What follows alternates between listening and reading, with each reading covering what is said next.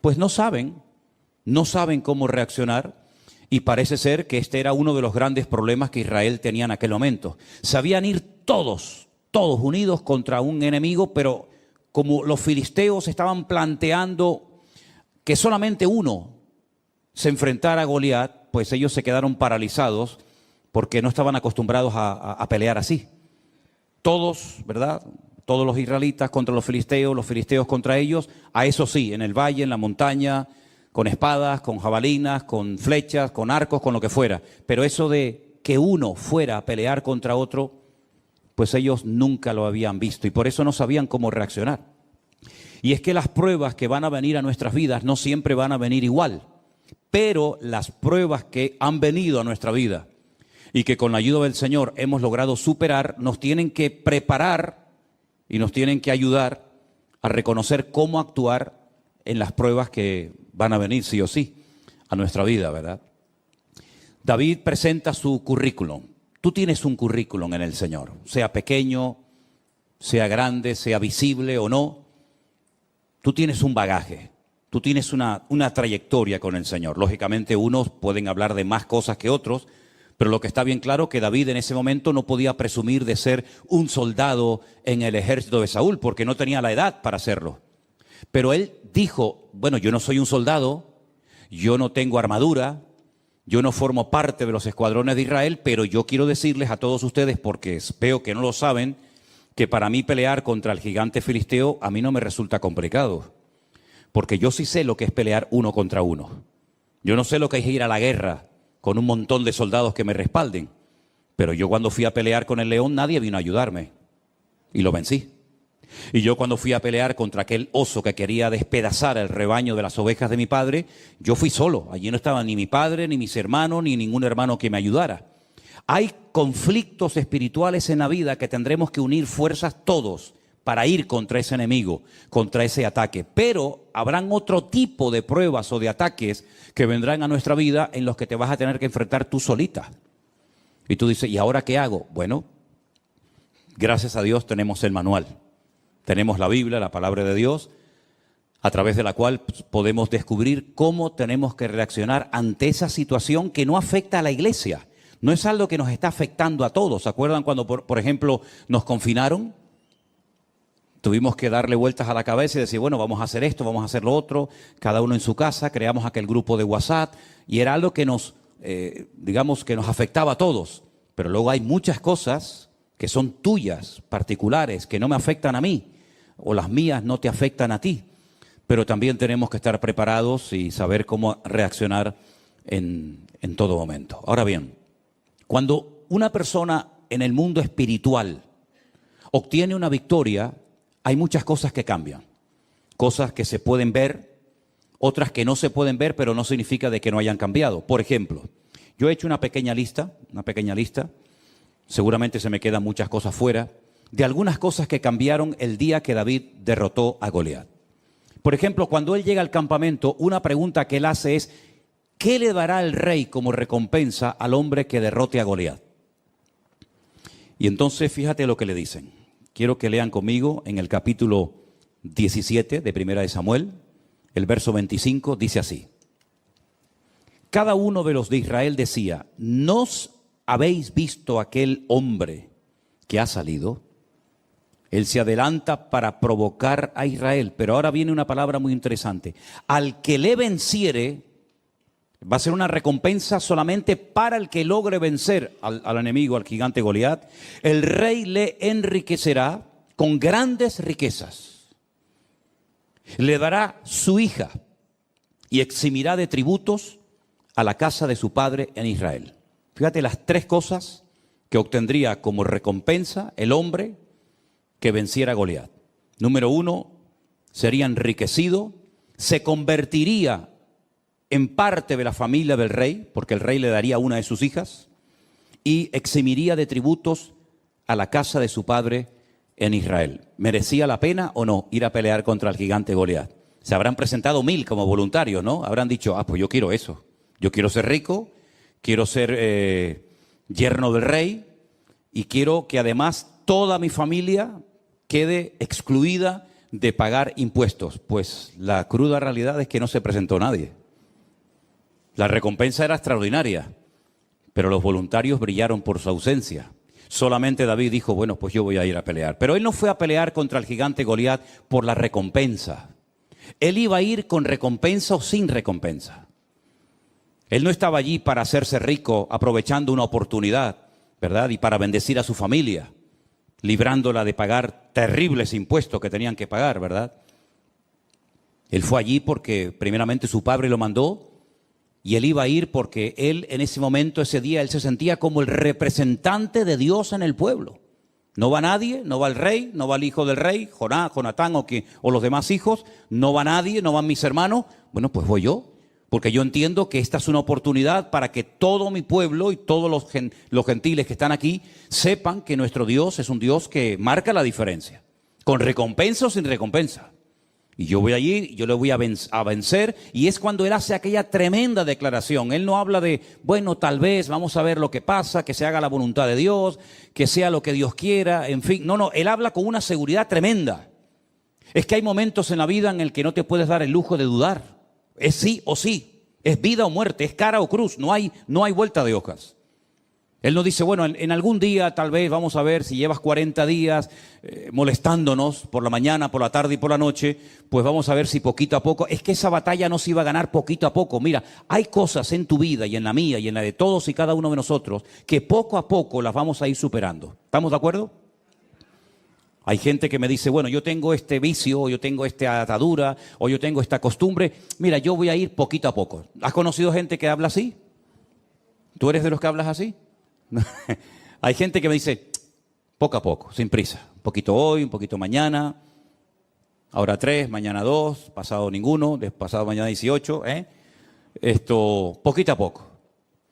Y bueno, si tú te lo quieres montar así, si en vez de ir envenenándote de golpe te vas envenenando poquito a poco, pues como tú veas, ¿no? Pero es que hay otras cosas en la vida, si quieres llegar a un cierto nivel de madurez, que tienes que vencerlas de golpe. Todo o nada. Y David era un hombre de los que era todo o nada. O yo voy y me mata, o yo voy y lo mato a él. No hay término medio. Porque fíjate que además David hace una cosa muy interesante, y es que él primeramente, antes de matar al filisteo, le lanza aquella piedra y la piedra no lo mató. La piedra lo hirió, dice que se le clavó en la frente y claro, el dolor tuvo que ser tremendo. Una piedra con una honda es como un tiro. Pero realmente la piedra no mató a Goliat, lo derrumbó, pero Goliat seguía vivo. Si se lo llegan a llevar los filisteos a su campamento, lo curan y este hombre a los pocos meses o a las pocas semanas está otra vez igual, allí parado desfallando al pueblo de Israel. Entonces David dice que salió corriendo y con la misma espada con la que quería Goliat matarlo a él, dice que él le cortó la cabeza. Y entonces sí, ya con la cabeza cortada, ya muerto el perro, se acabó la rabia, ¿verdad? Dice que cogió la cabeza y se la enseñó a la gente, dijo, ya está, se acabó. Es decir, que hay cosas que se pueden superar poco a poco, pero hay cosas que tienes que ser radical, tremendamente radical, porque o las vences tú a esas cosas, o ellas te van a terminar destruyendo y matando tu vida espiritual.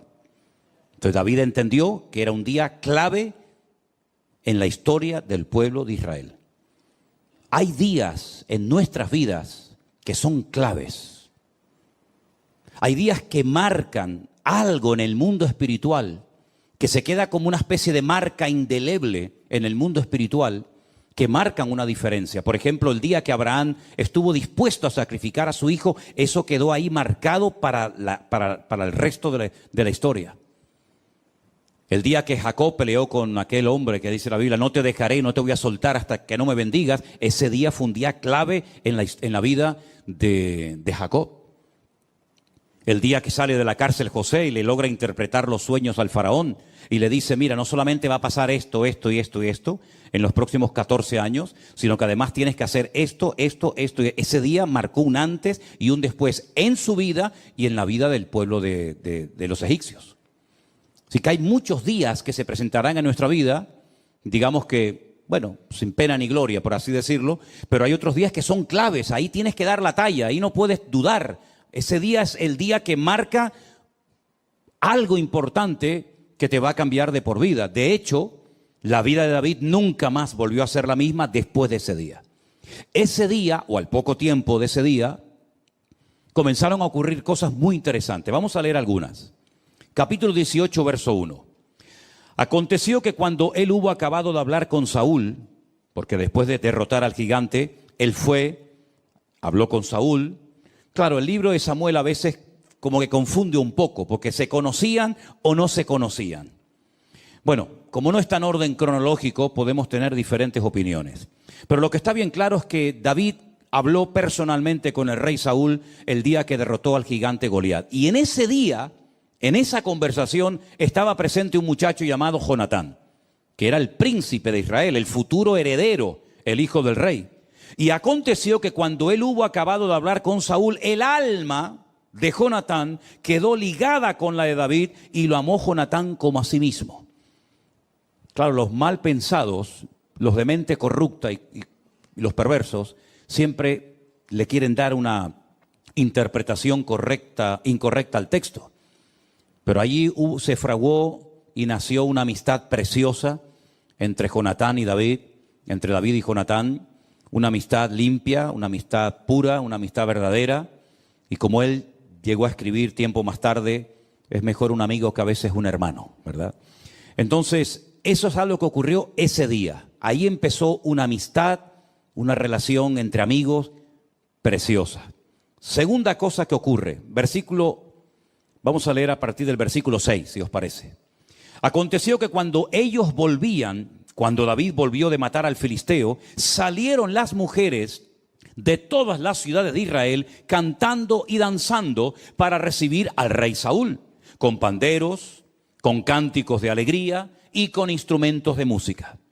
Y cantaban las mujeres que danzaban y decían: Saúl hirió a sus 1000 y David a sus 10,000. No le gustó la letra al caballero. La letra no le hizo mucha gracia. Porque dice que Saúl se enojó en gran manera y le desagradó este dicho. Y dijo: a David dieron 10,000 y a mí 1000. No le falta más que el reino. Se picó. El caballero se picó. Y desde aquel día Saúl no miró con buenos ojos a David. ¿Qué te parece? Desde aquel día las cosas cambiaron. Hemos obtenido una victoria tremenda, pero a partir de ese día Saúl se la sentenció al rey David. Aconteció que al día siguiente, fíjate qué cosa, esto ya es el mundo espiritual. Al día siguiente de esa reacción de enojo, de esos celos ridículos y absurdos, al día siguiente un espíritu malo de parte de Dios tomó a Saúl y él desvariaba en medio de la casa. David tocaba con su mano como los otros días y tenía Saúl la lanza en su mano.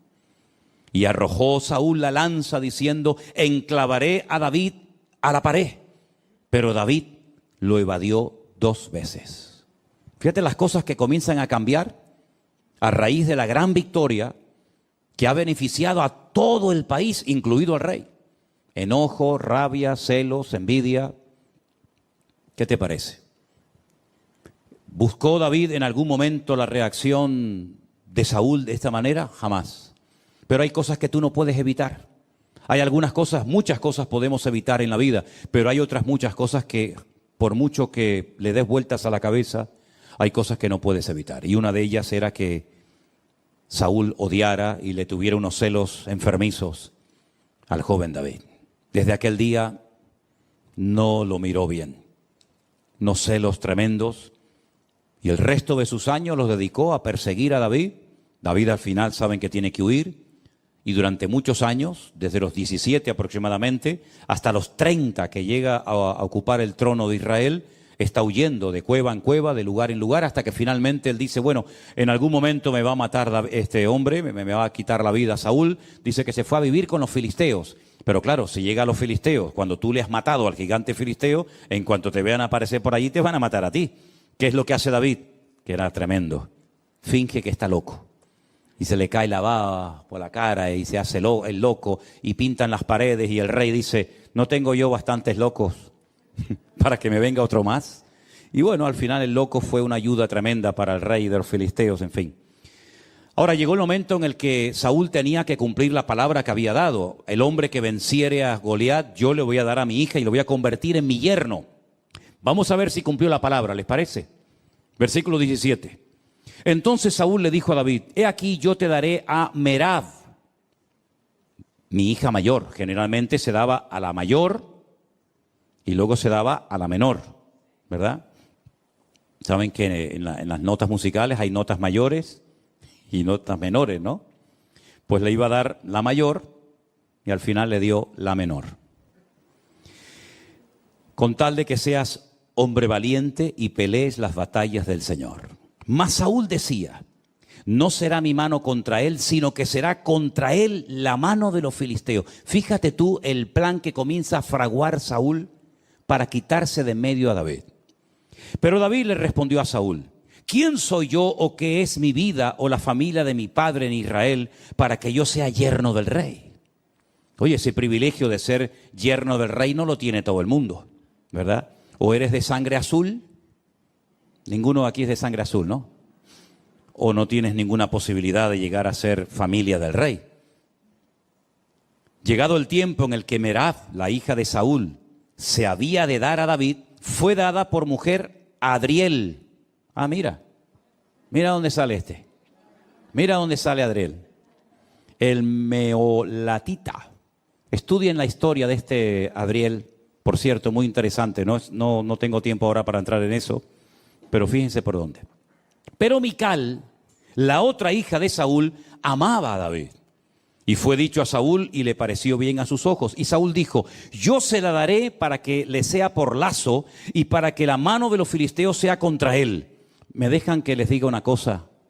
No se sorprendan. Creo que nunca he dicho esto, pero hoy se lo comentaba a Elena y digo, oye, vamos a dejarnos de tener pena y compasión de Saúl. Saúl era malo, Saúl era malo, Yo durante años me daba pena, ¿no? Me daba esa cosita por esa tristeza por Saúl. Decía, pobre hombre, fíjate tú y tal. Pero es que Saúl era malo. Saúl era malo. ¿Y una persona mala en qué piensa? En cosas malas. Dice la Biblia en Romanos 8, los que son de la carne, ¿en qué piensan? En las cosas de la carne. Y los que son del espíritu, ¿en qué piensan? En las cosas del espíritu. ¿La cabra dónde tira? Al monte. Así de claro. Saúl era malo, pero sabía fingir y sabía aparentar. Yo te voy a dar a mi hija. Ese privilegio no lo tiene nadie en Israel. Se ve que las dos hijas, la mayor Merab y la menor Mical, en ese momento eran solteras.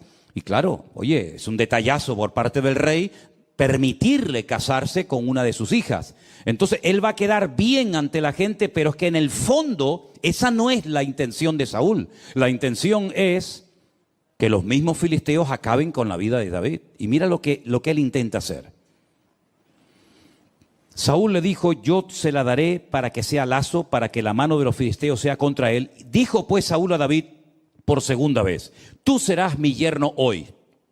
Mandó Saúl a sus siervos, hablad en secreto a David, diciéndole, he aquí el rey te ama y todos tus siervos te quieren bien. Sé pues yerno del rey. ¿Verdad? Siempre el rey rodeándose de pelotas, siempre rodeándose de gente que le reía las gracias al rey, como hay muchos hoy en día que se juntan con gente que a todo le dicen que sí, ¿verdad? Los criados de Saúl hablaron estas palabras a oídos de David, y David dijo, ¿os parece a vosotros que es poco ser yerno del rey, siendo yo un hombre pobre y de ninguna estima? Des en cuenta, por ejemplo, que David no era una persona pudiente económicamente hablando. David era un simple pastor de ovejas, que encima no eran ni de él, eran de su padre. Era el menor de la familia, no tenía ninguna posibilidad de una buena herencia el día de mañana. Incluso hay comentaristas por ahí que opinan que David fue, concebido fuera del verdadero matrimonio, ¿no? Bueno, sea como sea, el tema es que David jamás se le hubiera pasado por la imaginación llegar a estar emparentado con el rey de Israel, el hombre más importante del país. Y él lo tiene claro, él dice, yo no tengo ninguna posibilidad de llegar a ser el yerno del rey. Pero fíjate qué interesante. Los criados de Saúl le dijeron esta respuesta Le dieron estas palabras y Saúl dijo, decidle así a David, el rey no desea la dote. La dote era algo muy importante, ¿sabes? Mi hija, para que sea tu hija, me tienes que dar 20 camellos, 30 ovejas, etcétera, etcétera. A mí Matías no me dio nada, por cierto, pero bueno, aún estamos a tiempo. Bueno, me dio un nieto. Ya con eso le perdono. El rey no desea dote, sino, escucha bien, espero que lo entiendas, 100 prepucios de filisteos, que es lo que se le quita al hombre cuando se le circuncida. Quiero 100 de filisteos, para que sea tomada venganza de los enemigos del rey. Pero es que esa no es la verdad. Detrás de esta petición de 100 prepucios, fíjate tú qué cosa pide este hombre. Saúl lo que quería hacer es que David cayera en manos de los filisteos, porque sobra el decir, no me hagan que dé demasiadas explicaciones, pero sobra el decir que para llevarle en una bolsa 100 prepucios de filisteos al rey Saúl, primeramente habrá que matarlos. Y después una vez matarlos o dejarlos medio heridos, ¿no? Me tengo que enfrentar a 100 para poder llevárselos al rey Saúl. Porque en el fondo, alguno de ellos lo va a terminar matando. Esto no es como las películas americanas que saben que sale el héroe corriendo por un campo abierto, le disparan 5.000, ni uno le da. Pero él dispara y con una bala mata a 10 de golpe, ¿no? Alguno de los 100 lo va a mutilar o lo va a matar. Y eso es lo que en el fondo Saúl quería. Pero miren cómo era David.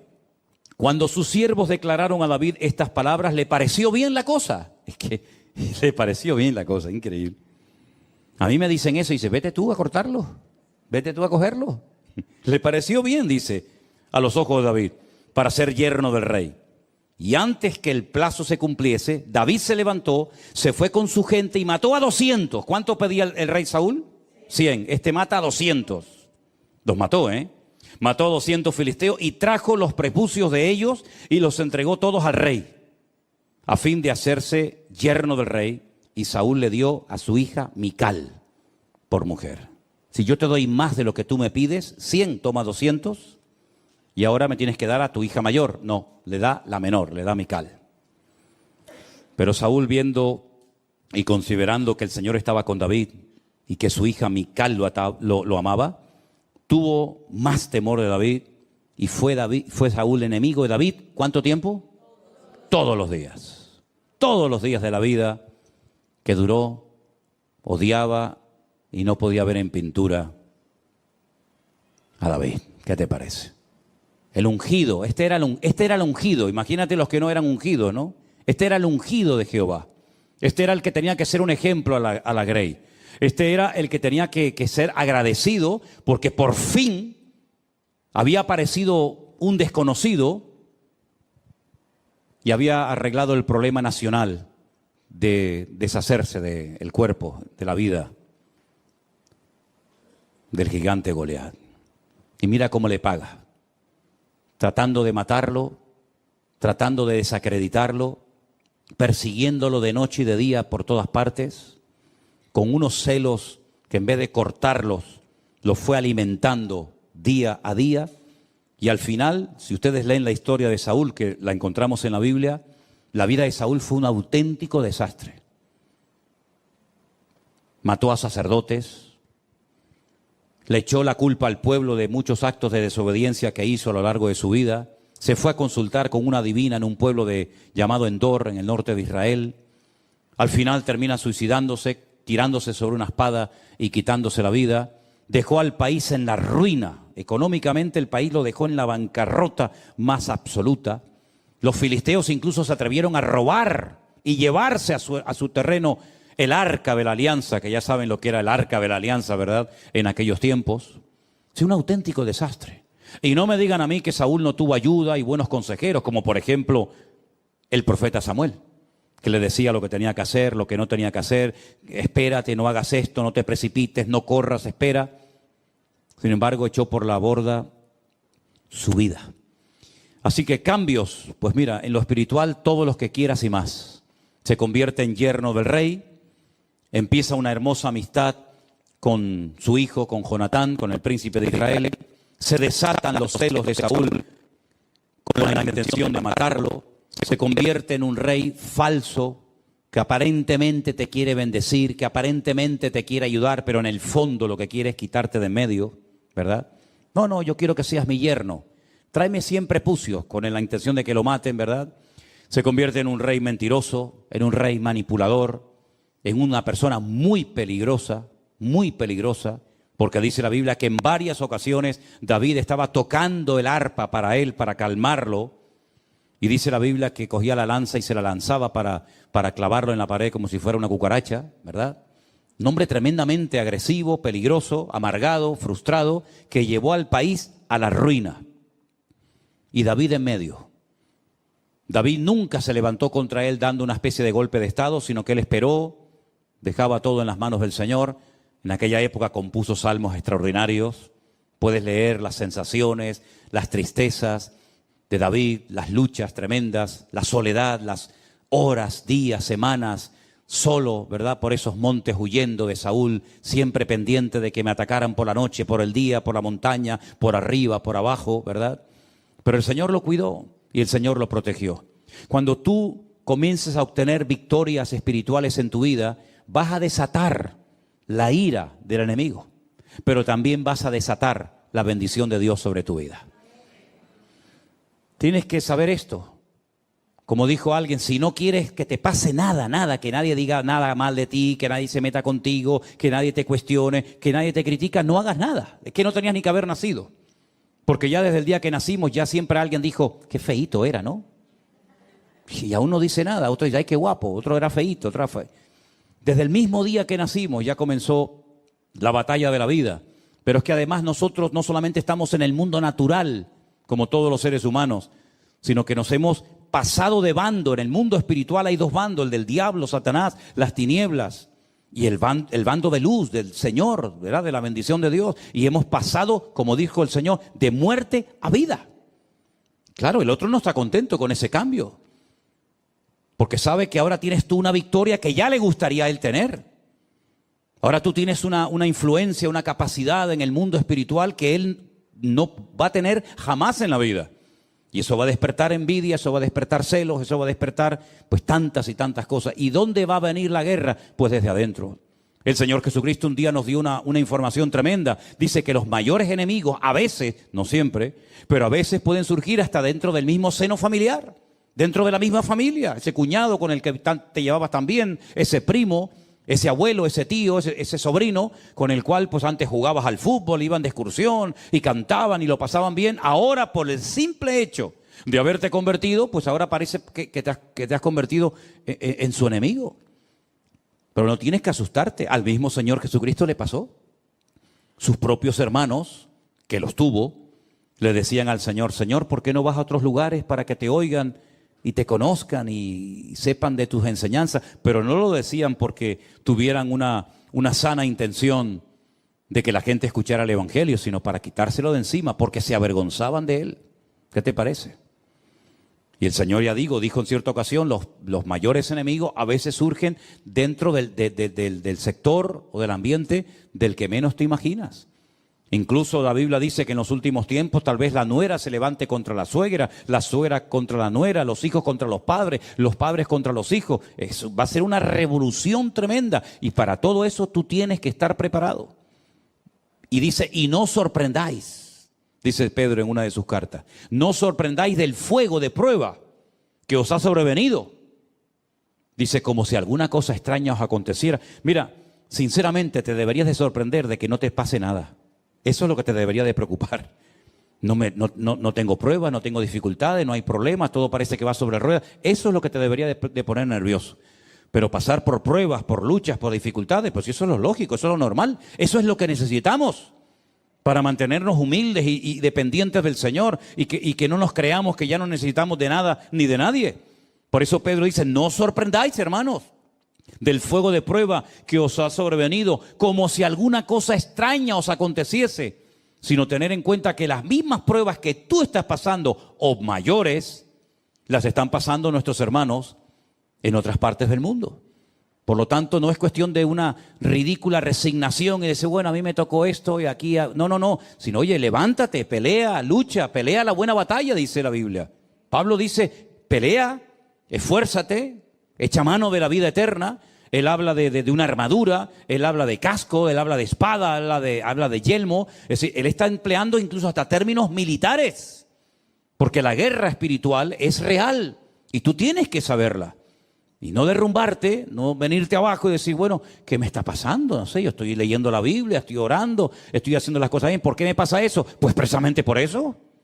Precisamente por eso, porque estás sacudiendo el avispero. ¿Quieres coger miel? Claro, es muy fácil ir a un supermercado, a una tienda y coger de la estantería un bote de miel. Claro, a ti no te ha costado nada, pero vete a buscarla. Vete a buscar miel. Hay países donde hay gente que son recolectores de miel y tienen que descolgarse con unas cuerdas tremendas y untarse el cuerpo con barro y llevar antorchas y humo, porque tú te vas a meter en el avispero y le quieres robar a la abeja la miel. Tú date cuenta que una simple cuchara de miel tarda toda una vida, una abeja. Por poco me sale oveja. Una abeja tarda toda una vida para hacer una cucharada de miel y tú se la vas a quitar. Y dices, de aquí, de eso nada. Y vas a matar a la reina y te vas a meter en el panal. Y salen picados por todas partes. Y hay gente que incluso ha muerto porque son alérgicos, ¿verdad?, a las picaduras de las abejas. Y si tú quieres obtener grandes victorias en tu vida, pues vas a ser picado y vas a ser atacado por todas partes. Pero dice la Biblia, mayor es el que está en ti que el que viene contra ti. ¿Cuántos dicen amén? Así que David supo perfectamente que su vida nunca más iba a volver a ser la misma. Al poco tiempo, por la mala cabeza, por la mala actitud, por los pecados, por la constante actitud de desobediencia de Saúl, Dios dijo, basta. Y esto sí que es terrible. Para mí, esto es lo peor que le puede pasar a un ser humano en la vida cuando Dios dice, basta. Y lo ha hecho en varias ocasiones, ¿eh? Lo hizo con Faraón. Lo dijo, ¿no quieres dar tu brazo a torcer y reconocer que todos estos milagros, prodigios, maravillas, estas plagas tremendas son producto de mi intervención? ¿No quieres? Pues ahora yo me voy a encargar de endurecerte el corazón. ¿Quieres ser duro? Yo te lo voy a endurecer como el pedernal. Y no te voy a dar oportunidad ni para que te arrepientas. Fue tremendo. Cuando Dios llega a esos extremos, imagínate. Pues con Saúl llegó exactamente igual. Dijo, Samuel, no ores más por él. Pero no ores más por él. Lo he desechado. Y Dios no dice, bueno, no, te he desechado, basta, se acabó. ¿Y ahora qué hacemos? Tienes que ir a Belén, a la casa de un tal Isaí, convoca a sus hijos y yo te voy a decir lo que vamos a hacer. Vamos a escoger a otro rey fiel conforme a mi corazón. Todos conocemos la historia, ¿sí o no? Llega a Belén, llega a la casa de Isaí, allí están sus hijos. Él se va a acercar al mayor, que era lo lógico, ¿no? Ungir al mayor, al primogénito, y el Señor le dice, ese no es. Bueno, pues será el siguiente, ese tampoco. Y el otro tampoco. Y al final Samuel está desconcertado, él es profeta, varón de Dios, pero en ese momento como que no tiene mucha luz, que digamos, y le dice al padre, oye, una pregunta, ¿tú tienes a otro hijo? Porque yo he traído aquí el cuerno del aceite especial para derramarlo sobre la cabeza de uno de tus hijos. Tú me has dicho que has llamado a todos tus hijos y a mí el Señor no me da paz con ninguno de ellos. Aquí pasa algo. Y le dice, bueno, es que tenemos a otro. ¿Cómo que tienes a otro? ¿Y por qué no lo has llamado? ¿Qué cosa, no? Ni su propio padre lo llamó. Cuando le dijo Samuel, llama a todos tus hijos. Y a David no lo llamó. ¿Qué te parece? Dile que venga. Porque no nos vamos a sentar a la mesa ni a comer hasta que David venga. Y dice la Biblia que nada más entrar, claro, imagínate las pintas con las que vendría. Un montón de días, semanas en el monte, con un olor terrible, los pelos así como los que tiene ahora mismo un hermano por ahí arriba. Y claro, tú imagínate aquello, decir, ¿y este quién es? ¿Este quién es? ¿De dónde ha salido esto? Si no, este es mi hijo David. Dice, este es David. Y el Señor dice, úngelo, porque ese es el rey. El futuro rey de Israel. Es impresionante, hermanos, cómo Dios rompió todos los patrones, todas las normas de la época para ungir al que nadie, ni siquiera su propio padre, contaba con él. Y a partir de ese día dice que Dios cambió su corazón, mudó su corazón, y el Señor comenzó a bendecirlo y a prepararlo y a ungirlo. Pero claro, si quieres ser rey, lo primero que tienes que hacer es conocer tu país. Y lo vas a conocer, ya verás que lo vas a conocer, pero bien, bien que lo vas a conocer. Vas a conocer hasta dónde se ocultan las ratas. Vas a conocer el país, pero palmo a palmo. Ese sí que fue un Rambo verdadero, ¿eh? Y comenzó desde prácticamente a los pocos días, ya digo, 17, 18 años como mucho, hasta los 30 años, huyendo de un lugar a otro, con un calor que hace en esos lugares donde él se escondía. Fuimos un día a la cueva de Engedi. Es una cueva que está en el oasis de Engedi, en el desierto, y llegamos allá arriba y nos dijeron, en esa cueva se escondió Saúl, y allí dentro estaba el rey David, que podía haberlo matado y no lo hizo. Es decir, una vida de una preparación tremenda. Pero el Señor dice, ese es al que yo he escogido. Ese es al que yo he escogido. Y saben, queridos hermanos, Dios no se equivocó con David. David no era perfecto, no hay ningún ser humano perfecto, ni David, ni Abraham, ni Moisés, ni ninguno, pero ese era un hombre con el cual se podía contar, porque tenía una buena característica. Tal vez otros dirán, sí, pero es que en esto, bueno, tenía una característica extraordinaria, que es lo que marca la diferencia entre un creyente y otro, es la verdad, y es que era un hombre obediente. Dios le decía una cosa y él hacía. Fíjate cuando el rey Saúl, fíjate que aún no era rey, y Saúl le dice, tráeme 100 prepucios de filisteos.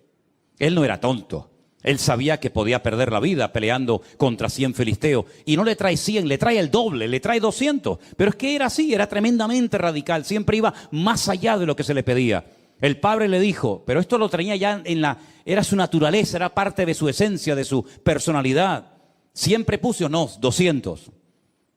Le dice el padre, vete a cuidar las ovejas. Y claro, viene un león y podía haber salido, papá, mira, perdona, pero viene un león, yo salí corriendo.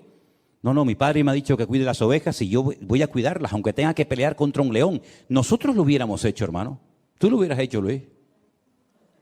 Tú lo hubieras hecho. Ustedes lo hubieran hecho. Si a veces entra una cucaracha a la casa. Una cucaracha. No estoy hablando de cocodrilos ni dragones. Una cucaracha. Y parece que ha entrado Belcebú. Un perenquén, no sé si por ahí que nos ven, perenquén es un lagartito que se pega a las paredes, que se come los mosquitos, las arañitas y esas cosas, que son buenos, los perenquenes son bonitos. Se pegan ahí con sus patitas a los balcones. Sí, trae un perenquén aquí para que veas a más de uno corriendo. Pero es que ahora le viene un león y podía haber dicho, hombre, yo una cosa es cuidar las ovejas de mi padre y otra cosa es enfrentarme con un león. Estamos hablando de cosas muy diferentes. Pues él se queda. Y él se queda y mata al león y no se queda satisfecho con herirlo, sino lo mata. Y al poco tiempo un leoso. Y bueno, ya no le vinieron más porque dijeron los animales, no vayan contra este, que aunque vaya quien vaya, nos va a matar a todos. Eso que hacía en lo natural David, luego él trasladó todo eso a su vida espiritual. Esa radicalidad, ese ir más allá de lo que me han pedido, el jugarme la vida por 4 ovejas que tampoco merecen tanto la pena, el decir en vez de 100, 200, esa actitud en su vida fue la que lo marcó durante toda su vida. Y por eso para él el gigante no era nada, para él un león no era nada, porque él conocía al Señor. Y cuando uno conoce al Señor, no le tiene miedo a nada. Porque sabes que eso que te está atacando, eso que te domina en ese momento, eso que pierdes el control, para Dios no es ningún problema. Amén, hermanos. Nuestro Dios es mucho más grande que una enfermedad, que un dolor, que un desánimo, que una tristeza, que la pérdida de un ser querido, que lo que sea, no hay nada que se pueda comparar con el poder de nuestro Dios. Fíjate que David simplemente necesitó una piedra. Pero no porque él dijera la piedra va a matar a Goliat, no, porque él en lo que confiaba no era en la piedra, él confiaba en el poder del nombre de su Dios. Pero tengo que utilizar algo, ¿verdad? Pero si David le hubiera pegado un soplido a Goliat, en el nombre de mi Dios, Goliat lo tumba. Porque no era lo que él hacía, sino era la actitud con lo que él hacía y con la fe que él tenía en su corazón. Entonces todos nuestros actos en la vida, todas nuestras palabras, todas nuestras decisiones tienen que estar empapadas y respaldadas por decisiones de tipo espiritual. Cuando tú quieres vencer un vicio, cuando tú quieres dejar un hábito, cuando tú quieres superar un dolor, una pérdida, desánimo, una enfermedad o lo que sea, lo que en el fondo te tiene que motivar no es, bueno, ya vencí yo esto, ya me pongo ya la medalla, ¿no? Sino que es una oportunidad para demostrar el poder de nuestro Dios. Y nosotros deberíamos estar dispuestos a hacer cualquier cosa con tal de que a Dios se le reconozca en ese colegio, en esa universidad, en esa oficina, lo que sea. Que sepan siempre que lo que nos motiva no es el orgullo, la ambición personal, el deseo de protagonismo, de que nos miren, de que nos admiren, sino que el objetivo cuál tiene que ser, dar la honra y la gloria a nuestro Dios. Y David entendió que ese día era un día maravilloso, porque ese día todos los ojos de Israel iban a estar mirando aquel valle de Elam, donde derrotó al gigante Goliat. Él sabía que ese día era un día histórico, como en el monte Carmelo, Elías sabía que todos iban a ser así y todos iban a estar mirando a ver qué pasaba en aquel lugar. Hay momentos en los que todos van a estar mirando y es el examen, es el test, es la prueba por la cual tendrás que pasar y sacar buena nota para que al final la gloria y la honra se la lleve el Señor. Así que en vez de quejarte, en vez de asustarte, en vez de salir corriendo, dice, no, momento. Yo tengo una oportunidad de oro para demostrar que mi Dios es diferente. ¿Qué es lo que usted me ha dicho que tengo? ¿Esto? ¿Esto es lo que usted dice que tengo? Muy bien, perfecto. Démelo. Te pones de rodillas en tu habitación. Hazme caso, por favor. Hazlo, que funciona. Señor, mira lo que me dijo que me quedan 3 meses de vida. Mira las analíticas, mira los exámenes que me han hecho. Estos, que son los que han estudiado, los que han estado años y años para sacar esta conclusión, me dicen que yo, que soy tu propiedad y que soy tu hijo, me dan 3 meses de vida. Señor, qué bueno sería que tú hicieras un milagro en mi vida para que yo mañana vaya a estos y les diga, vengan un momentito. ¿Qué me dijeron ustedes aquí hace 6 meses? ¿Que me iba a morir? ¿Cuánto tiempo llevo de vida? 18 años. Entonces, en otras palabras, utiliza tus circunstancias presentes para demostrarles que el poder de tu Dios es más grande que todo lo que te hagan o todo lo que te digan. Y otra cosa, y si por lo que sea tú decides que lo que dijeron estos señores se cumpla, pues muchísimas gracias porque dentro de 3 meses estaré con mi Señor. Ustedes seguirán rompiéndose la cabeza, pero a mí simplemente lo que me han dicho es la fecha con la que me voy a reunir con Él. Pero si pudiéramos de alguna manera utilizar estas circunstancias aparentemente duras, difíciles o amargas para demostrarle a estos que dicen que todo esto es mentira, que Dios no existe, que el hombre viene del mono, etcétera, etcétera. Si pudiera, Señor, utilizar estas circunstancias para demostrarle a esta gente tu poder, por mí encantado de la vida, Señor. Como yo le dije aquí en este cuarto, en esta habitación que está aquí atrás, el día 14 de marzo del 2020, cuando salió en la televisión el presidente de este país y dijo, se decreta el estado de alarma o de emergencia, como sea, nadie puede salir. Yo me puse ahí de rodillas y mi Dios lo sabe y le dije, Señor, ahora tienes una oportunidad impresionante, maravillosa, para demostrar que esta obra es tuya, Señor. Aquí no va a venir gente, yo no sé durante cuánto tiempo, un domingo, 2, 3, 4, 5, nadie lo sabía. Yo pensaba, bueno, 2, 3 domingos, nada. Cerramos el rastro, aquí no podía venir nadie.